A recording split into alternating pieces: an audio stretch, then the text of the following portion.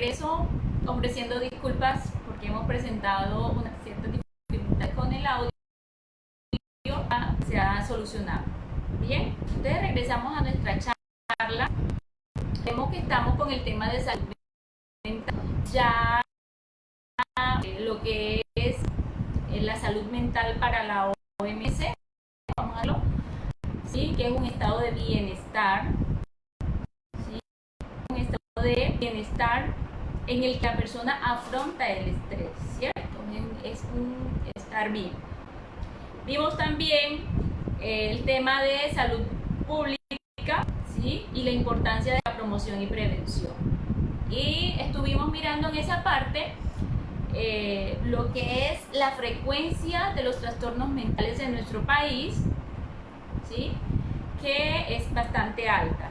Además de los costos que esto podría llegar a presentarse tanto a nivel económico como a nivel emocional. ¿Por qué? Porque muchas veces coexisten con otras enfermedades.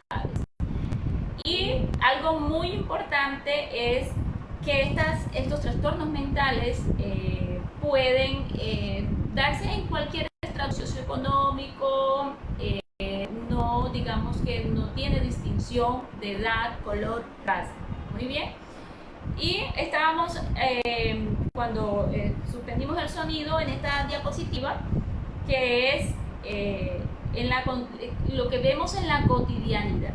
¿Sí? ¿Qué escuchamos nosotros en la cotidianidad? De pronto, cuando estamos en nuestra sala de profesores, en nuestros pasillos, que expresiones muy comunes que muchas veces pues, nos dan risa, decimos, vamos a coger el galón.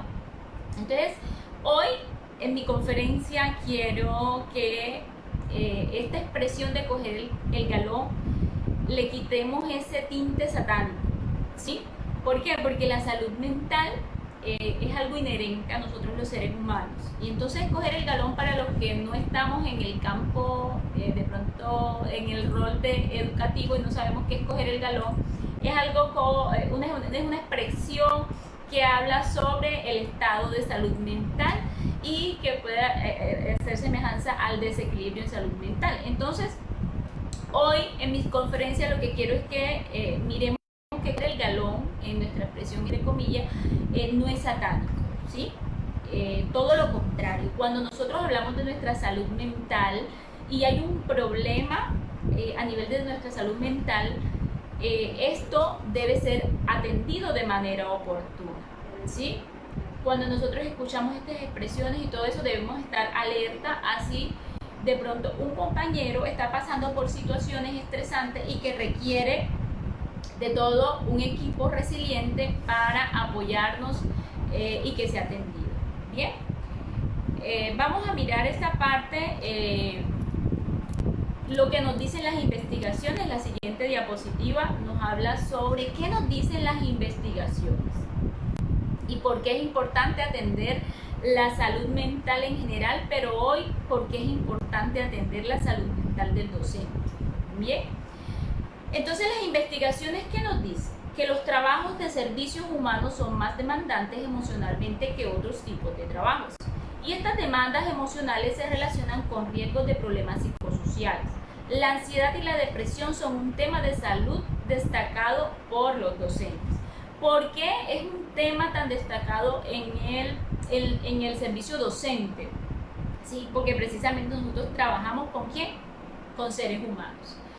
Y miremos que un aula de clases es un laboratorio humano. ¿Por qué yo le llamo un laboratorio humano? Porque allí llega la víctima de abuso, ahí llega la víctima de maltrato físico, ahí llega la víctima de maltrato psicológico, ahí llega el desplazado, ahí llega, ¿sí? Es un laboratorio que tenemos nosotros en un aula de clase. Entonces el docente, que es el que primero recepciona todas estas situaciones estresantes de sus estudiantes, es posible, ¿no?, que si no tiene, digamos, una capacitación en este tipo de patología, en este tipo de situaciones, tome las situaciones de este laboratorio humano como a título personal. Entonces es importante que los docentes sean capacitados en primera medida cómo manejar estas situaciones de sus estudiantes y cómo hacer remisiones oportunas, ¿sí?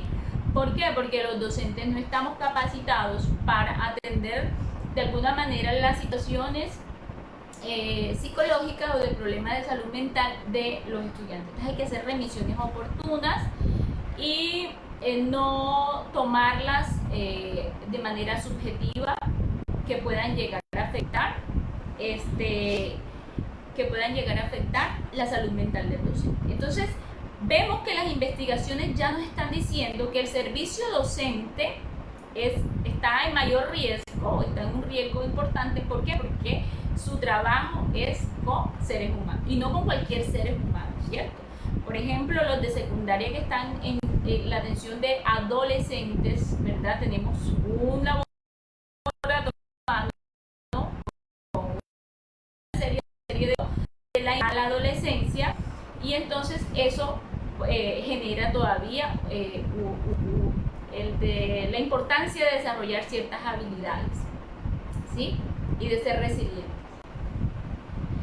Entonces, es hora de atender la salud mental de nuestros docentes, supremamente importante. Si ellos, su salud mental está en óptimas condiciones, tendrán todos los dispositivos importantes para también atender y hacer las remisiones oportunas de sus estudiantes. Miremos la siguiente, y es la Encuesta Nacional de Salud Mental en 2015. ¿Sí? La encuesta nacional, miren, muy importante. Yo tomé estos daticos por aquí y nos dicen que la ansiedad, ¿verdad?, tiene una prevalencia del 52%. ¿Y qué es la ansiedad? Hombre, miren, nuestro organismo es tan sabio que desarrolla ciertas conductas de supervivencia, por así decirlo. Si nosotros nos enfrentamos a una situación que es peligrosa, nuestros dispositivos se activan, ¿verdad? Salimos corriendo, nos escondemos, nos guardamos. ¿Por qué? Porque por supervivencia nuestro organismo desarrolla esos dispositivos, y eso es normal. Pero, ¿qué es la ansiedad ya como tal, como una patología, como un problema de salud mental? Es una anticipación aprensiva de un peligro o desgracia futura, acompañado de un sentimiento de malestar o síntomas somáticos de tensión.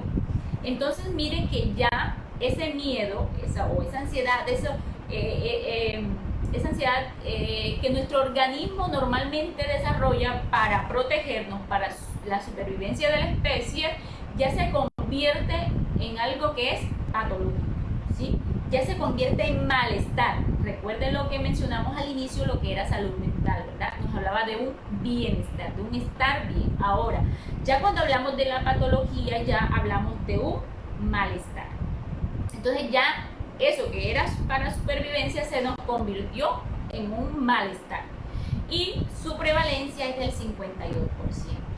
Los síntomas depresivos, miren, la depresión es muchísimo más, su prevalencia es muchísimo más alta, en un 80%. Oigan, y es muy importante incentivar la investigación para saber cómo está nuestra población docente en depresiones, en ansiedades y en problemas de salud mental, ¿sí? En problemas de salud mental. Bien, entonces tenemos el trastorno depresivo, como está definido como un trastorno mental caracterizado por una sintomatología que abarca aspectos cognitivos, afectivos, conductuales y somáticos, como tristeza, anedonia, sentimientos de culpa, falta de autoestima, indecisión, ideas suicidas, agitación psicomotriz, dificultades en la conducta del sueño, sensación de cansancio y falta de concentración. Entonces, fíjense, la depresión, ¿cuál es el riesgo cuando hay síntomas depresivos o hay un trastorno depresivo como tal? Los riesgos de suicidio. Es el riesgo bastante alto, es un costo muy alto cuando no atendemos de manera oportuna nuestra salud mental. este es un problema bastante serio. ¿Por qué? Porque estamos hablando que la vida está en riesgo, ¿sí? Entonces, mire, y su prevalencia es altísima.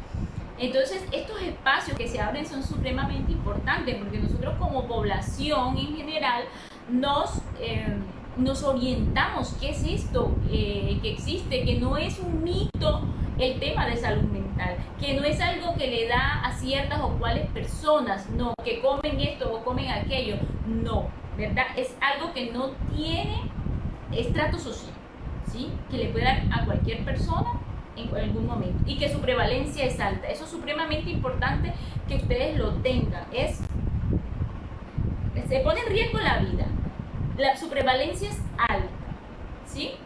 Y el costo altísimo, porque una persona que llega a un trastorno depresivo grave puede llegar a ser incapacitado, ¿verdad? Pero esto no significa, recuérdenme, quitemos lo satánico, lo perverso, no. Esto no significa que la persona ya perdió su capacidad para trabajar, no. Cuando nosotros atendemos nuestra salud mental de manera oportuna, entonces vamos a tener un buen tratamiento especializado con los especialistas, las personas encargadas de atender la salud mental de manera integral. Entonces vamos a poder salir de cada una de estas situaciones, ¿sí? No estamos lejos de padecer una patología de salud mental. Bien, la siguiente, entonces vamos a mirar que en la encuesta nacional de salud mental nos está hablando que en temas de difusión familiar hay un 34% y en consumo de alcohol en exceso hay de un 12 al 21%, ¿verdad? Que también se encuentra en la población general. Esto estamos hablando de la población general, no estamos hablando de la población docente específicamente, estamos primero mirando la población general. Solicitud de atención en salud mental, esto es muy importante, miren, de estas personas que se evaluaron que podían padecer o padecen un problema de salud mental, solicitaron un 65 solicitó atención, pero de esta recibieron atención un 38%. Entonces miren, esto las familias y todos debemos atender esta diapositiva con mucha atención. ¿Por qué? Porque es nuestra realidad. ¿Qué ocurre? En la experiencia que tengo, las personas, primero que satanizamos el tema de salud mental y creemos que es algo malo que ocurra, ¿no? ¿Ya? Entonces, además de eso, nos tardamos en buscar ayuda oportuna porque nos da miedo decir que hay un problema de salud mental. O no lo reconocemos o simplemente no lo entendemos o decimos es brujería. No buscamos la ayuda oportuna. Y segundo, entonces viene lo otro. Los que sí buscan la atención, ¿qué ocurre? ¿Cuánto se demoran en ser atendidos?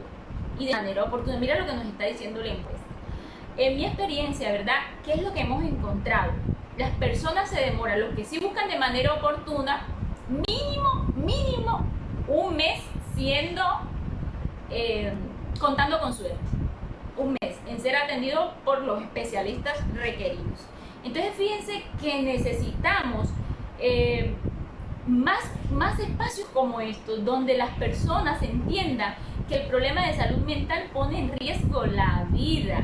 Todos debemos estar, los familiares, los amigos, los entes gubernamentales, los entes de salud, todos debemos entender que cuando hay un problema de salud mental, ¿sí? Y en este caso como la depresión, que pone en riesgo la vida, esto es casi que inmediato. O sea, un mes, yo les digo muchas veces a quienes me consultan, para mí un mes es mucho a una persona que está depresiva y necesita atención inmediata, pero incluso los que estamos en régimen contributivo y los que estamos de pronto en régimen especiales, contando con suerte, yo le pongo un mes, pero para mí un mes es mucho. Entonces por eso la búsqueda inmediata y oportuna de las atenciones puede salvar vidas, ¿sí? Puede salvar vidas. Entonces es importante que se hagan las gestiones ante las EPS, ante las unidades de salud, porque la vida de tu familiar o la vida de tu docente o la vida de tus padres pueden estar en peligro. La siguiente nos habla la OMS en el 2020, ¿verdad? Nos dice que la depresión grave puede llevar al suicidio. Mire lo que hemos estado hablando. A nivel mundial, cada año se suicidan más de 800.000 personas. Eso es bastante. En el mundo, estamos hablando en el mundo. Y en el 2001, la OMS nos dice que la tasa de suicidio varía de un país a otro. Los resultados de investigaciones han mostrado que muchos factores pueden ser responsables por esta variación. Dentro de ellos, la estabilidad económica, la facilidad de acceso a métodos letales y el consumo de alcohol. Entonces hay unos factores como el consumo de alcohol o de pronto el consumo de otras sustancias pueden acelerar o conducir a riesgos de suicidio. Pero la depresión como tal, solita, sin otro tipo de consumo de otros tipos de sustancias, la depresión como tal, mire, su frecuencia y su riesgo de suicidio es bastante alto. Por eso hay que atenderlo de manera oportuna. Entonces, cuando queremos ayudar a una persona que está pasando por este tipo de situaciones, hay que diferenciar la tristeza, el duelo y lo que es el trastorno depresivo como tal, ¿sí? Porque el trastorno depresivo ya es algo que supera en un tiempo la tristeza, ¿sí? Ya la persona empieza a perder el interés por muchísimas actividades que antes le gustaban. Entonces, cuando miramos esta parte, yo he escuchado expresiones donde la persona dice, pero ¿y por qué se quiere matar? Porque si la vida es linda, si la vida es bella. Esa no es una expresión que ayuda mucho, ¿sí? Porque una persona que tiene trastorno depresivo, que tiene trastorno de ansiedad o que tiene crisis de pánico, no lo tiene porque ella se lo inventó, no, ¿verdad? Aquí vamos a ver por qué se da ese tipo de situaciones. Cuando nosotros es posible, ¿verdad?, que tengamos y las investigaciones lo que nos han dicho es que hay factores genéticos, cuando hay el gen de alguna patología de esta, cuando hay antecedentes de padecer problemas de salud mental, con mucha más razón tenemos que ser alertas, oportunos, rápidos en este tipo de atenciones, ¿ya? ¿Por qué? Porque la ciencia nos dice que hay mucha probabilidad que estas enfermedades sean explicadas por factores genéticos y que las situaciones y los factores situacionales pues simplemente desencadenan una crisis o pueden desencadenar una crisis. Ya ahora vamos a mirar lo que nos dice aquí en Colombia. Ya vimos a nivel mundial cómo está el panorama, y aquí en Colombia, ¿qué nos dice? Una investigación en la Universidad Cooperativa de Colombia de 2015, ¿qué nos dice? Que el 95%, esto fue una investigación hecha con docentes en una escuela de Villavicencio, que nos encontraron que el 95% de la población docente presentaba depresión. Eso es altísimo, ¿sí? Y encontramos otra investigación en el Cauca, ¿verdad? Aquí tenemos Guevara 2014, nos dice que el estrés que encontraron en la población docente fue del 36%, con mayor prevalencia en estudiantes de secundaria. Yo les decía anteriormente que hacía mucho énfasis con el tema de secundaria, porque es que secundaria, su población atender son una población adolescente que tiene un tránsito, ¿verdad? Está en pleno tránsito de la infancia a la adolescencia, y eso biológicamente tiene unos cambios que repercuten en el comportamiento, y que se requiere capacitar a nuestros docentes en esta parte de tal forma que no termine afectando su salud mental. Entonces miren que es alto lo que han encontrado. Realmente he encontrado investigaciones, muy pocas investigaciones en Colombia que nos evalúen a nuestros docentes y nos digan cómo está esta población. Yo creo que estamos en mora con nuestros docentes de evaluar de un estudio epidemiológico que nos digan cómo están nuestros docentes en salud mental, porque esto nos puede permitir desarrollar programas de promoción y prevención que impacten, ¿no? Que impacten a la población docente. Y tengo aquí una relación aquí en Ecuador. Miren, me gustó esta porque es reciente de este año, de la Universidad Internacional SEC de Ecuador, donde nos dicen esta, ¿por qué me gustó? ¿Por qué la escogí? Porque está relacionado con el tema de pandemia. Lo que yo les he hablado, y no le quise poner solamente salud mental en pandemia, ¿sí? No le quise poner salud mental en pandemia porque es que el tema de salud mental se trabaja o se puede presentar, ¿verdad? En situaciones donde no había pandemia. Pero ahora con la pandemia, imagínense lo que se podría estar presentando con nuestros docentes. Imagínense estos docentes en la casa, ¿verdad? Aquellas que son docentes mamás. Imagínense, los niños, la cocina, la atención virtual, la atención a sus estudiantes, igual las situaciones problemáticas de sus estudiantes, de ese laboratorio humano del que yo les hablaba, por el hecho de que no es tan presencial, igual sigue su laboratorio humano. ¿Por qué? Porque el docente hace una conexión con sus estudiantes de tal forma que es la primera persona a la que le tiene confianza y puede hablar de sus situaciones estresantes y de sus situaciones familiares. ¿Esto qué va a hacer y qué va a llevar? A que el docente desde casa sigue manejando este tipo de situaciones que pueden generarle a él problemas, ¿verdad? Problemas a nivel del manejo de su salud mental. Entonces tenemos en cuenta, ¿verdad?, que aquí esta universidad ya evaluó el impacto en la salud mental, el impacto, los niveles de ansiedad y depresión en el confinamiento. Entonces imagínense ese... yo tenía una docente que me decía, yo no sé en qué momento doy clase y estoy dando clase y termino cocinando el arroz y que termino cocinando el arroz y dándole comida a los niños. O sea, tienen que trabajar en simultáneo. Ahora, estando desde casa, deben trabajar en simultáneo con todas las situaciones que se están presentando y además las situaciones personales, ¿verdad? Porque estar encerrados no es algo a lo que estemos acostumbrados. Nos adaptamos, somos resilientes y todo esto, pero hay situaciones en algún momento donde que nos desestabilizan. Entonces, por eso creo que seguimos en mora de evaluar la salud mental de nuestros docentes, que ya le quitamos la marca de satánico. En Ecuador, entonces, esta universidad encontró que en pandemia la ansiedad en secundaria, en Ecuador sí, la ansiedad en secundaria lo encontró en un 18%, ¿verdad? Más bajito. La depresión mayor sigue siendo, ¿verdad?, la de mayor prevalencia, el 30%. La depresión mayor en primaria, un 25%, y la ansiedad en docentes de primaria en un 22%.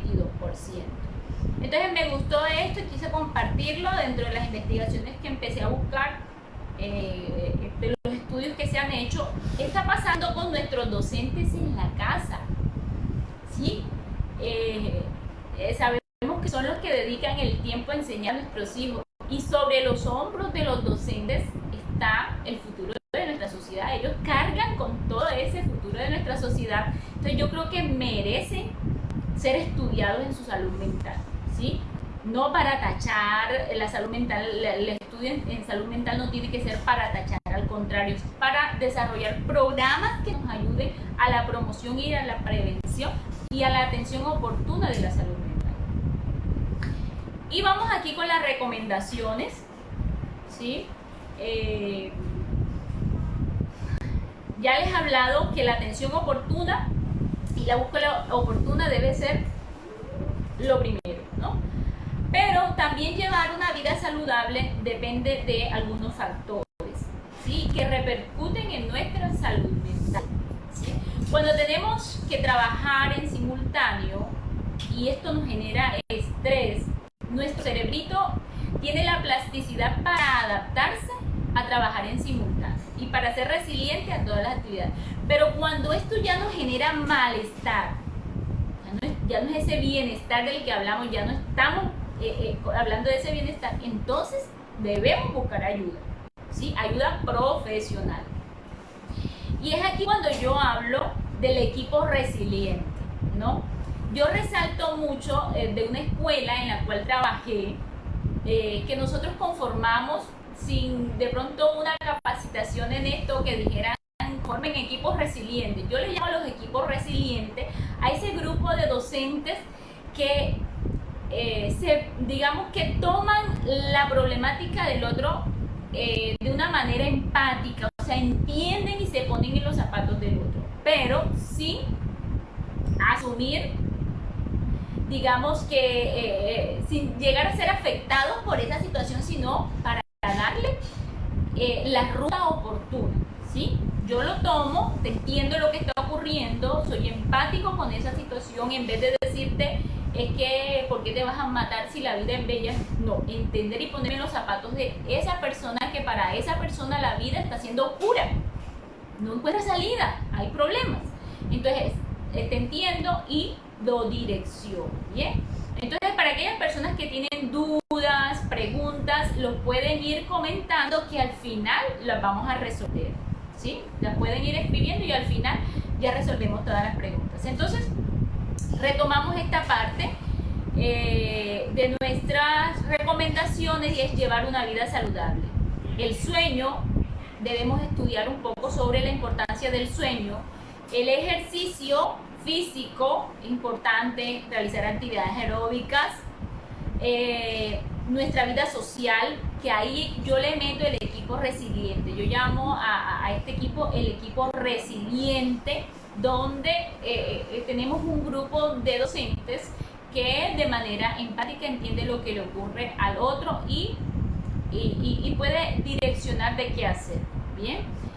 Y la dieta, ahora se está estudiando mucho, ojo, la relación entre lo que comemos y cómo nos sentimos. Para aquellos que son les gusta investigar y leer un poco, les recomiendo el tema de nutrición y salud mental.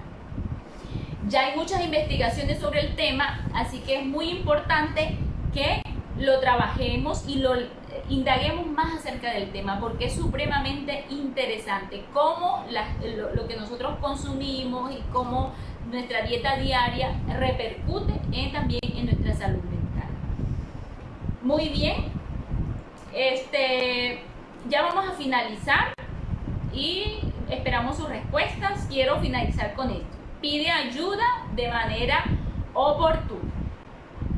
Pide ayuda de manera oportuna. ¿Por qué?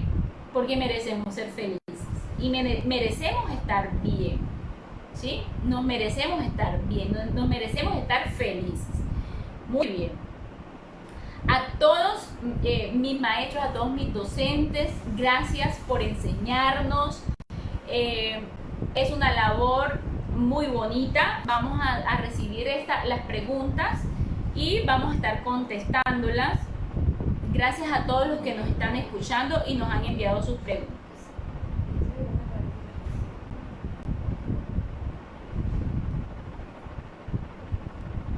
¿Cómo identificar si alguien tiene depresión? Muy bien. Estábamos hablando, ¿verdad?, de que el organismo como tal desarrolla ciertos dispositivos de supervivencia, y cuando hay una situación como una pérdida de un ser querido, es normal que la persona pase por su duelo, tristeza y todo esto, pero no necesariamente tenga depresión. Entonces es muy importante esta pregunta: ¿cómo detectar si una persona tiene depresión? Escuchen muy bien.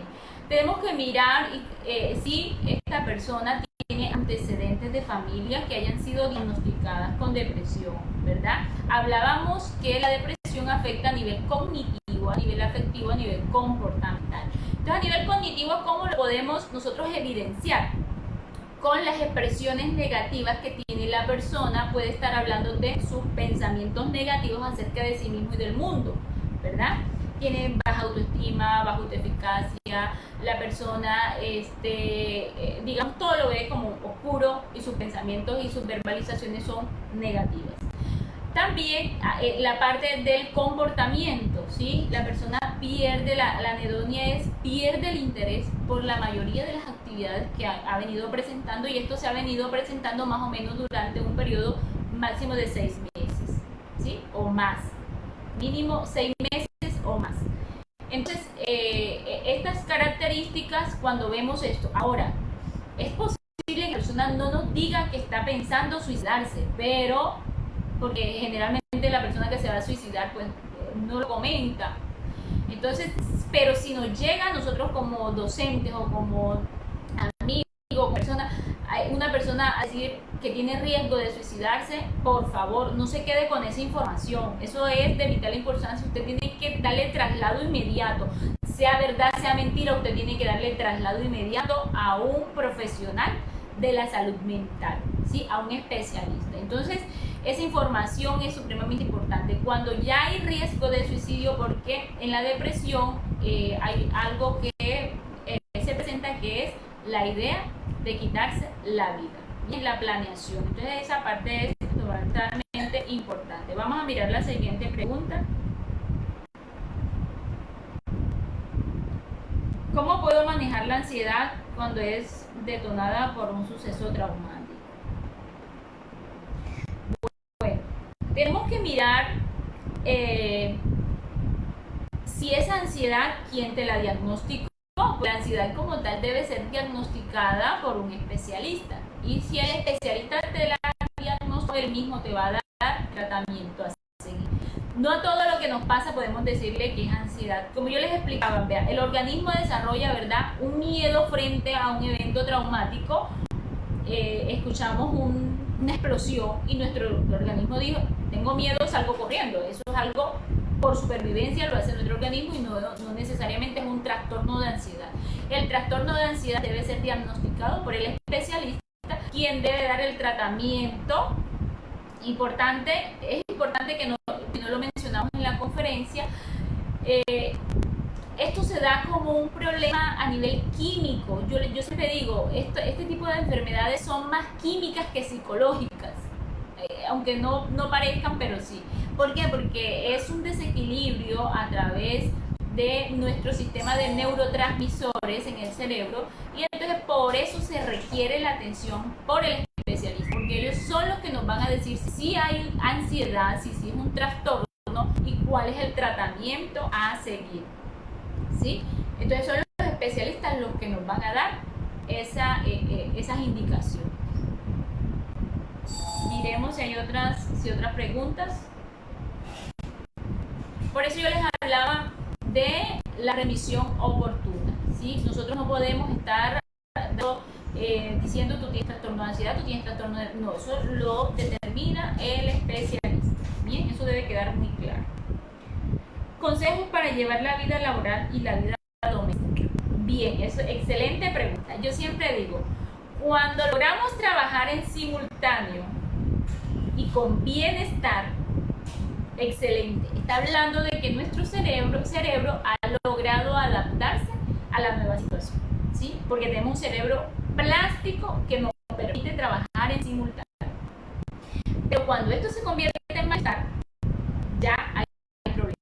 La pregunta dice, un consejo para llevar esa vida laboral y doméstica. Yo les hablaba de mis recomendaciones. Vean, si dormimos bien, vamos a tener un resto de día activos, con todos los dispositivos para emprender todas esas tareas domésticas y laborales que debemos alternar y trabajar en simultáneo, ¿sí?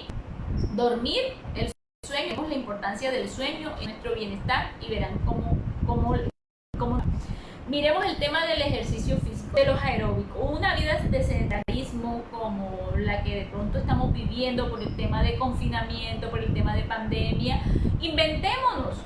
Si no podemos salir, entonces bailemos dentro de casa, pero hagamos siquiera 20 a 30 minutos diarios de aeróbicos en casa, para que esto nos permita tener un cerebro bastante, digamos, oxígeno, y adaptarnos a toda esta situación que nos permita, digamos, a tener una vida laboral y doméstica en conjunto. Pero hay algo importante, la planificación. Cuando nosotros planificamos nuestra vida, nuestro ejercicio, nuestras actividades diarias, el tiempo nos rinde, el tiempo nos va a alcanzar, y con esto vamos a evitar el estrés de que se nos acabó el día y no terminamos tareas y con las tareas laborales. Y eso nos genera un estrés adicional. Bien, entonces espero que haya respondido a su pregunta. Ayudar a mis alumnos en el tema de salud mental desde la virtualidad. Mis profes, una vez usted tenga información que hay un problema de salud mental, sospecha, siquiera sospecha, usted debe remitir de manera inmediata al sistema más próximo. Si es una psicóloga que está con ustedes en la escuela, si no, ahí está el psicólogo, debe remitir, los padres deben remitirse inmediatamente a su EPS, pero recomendación, me están diciendo que no se escucha. Una recomendación muy importante es: no trate usted de solucionar el problema, por favor. Es más, ni siquiera hacer una recomendación. Y si puede dejar por escrito la remisión que usted está haciendo, vea, le garantizo que es supremamente importante, ¿sí? ¿Por qué? Porque es la vida la que puede estar en peligro y en riesgo. Entonces ya ustedes saben toda la dimensión de la responsabilidad civil que esto acarrea cuando tenemos información de un problema de salud mental de nuestros niños. Muy bien, se acabaron las preguntas. Espero que hayamos alcanzado todas estas expectativas y los esperamos en una próxima conferencia.